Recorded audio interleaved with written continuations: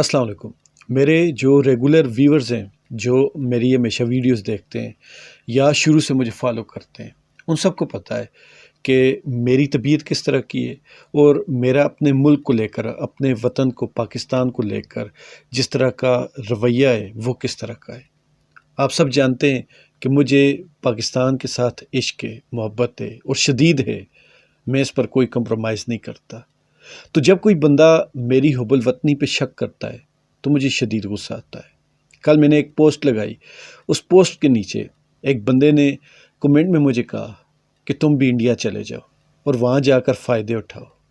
تو اس کو کمنٹ میں نے کوئی سوچا سمجھا نہیں، اس کمنٹ میں جو میرے منہ میں آیا، بلکہ میرے جو ہاتھوں میں آیا، ذہن میں آیا، وہی میں نے اس کو لکھ دیا۔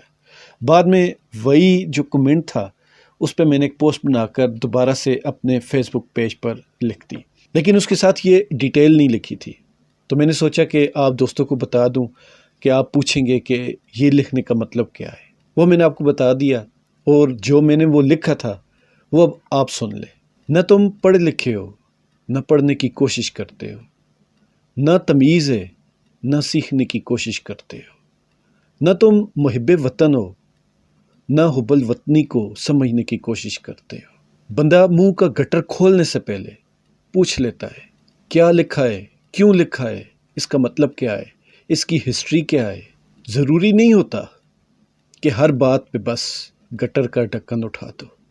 یہ میری لائنیں ہر اس بندے کے لیے جو کسی بھی سوشل میڈیا پر، کسی بھی اپلیکیشن پر بغیر سوچے سمجھے دوسروں کو گالیاں دیتے ہیں، جن کے پاس آرگیو کرنے کے لیے مواد نہیں ہوتا تو وہ پھر اپنے منہ کا گٹر کھولتے ہیں۔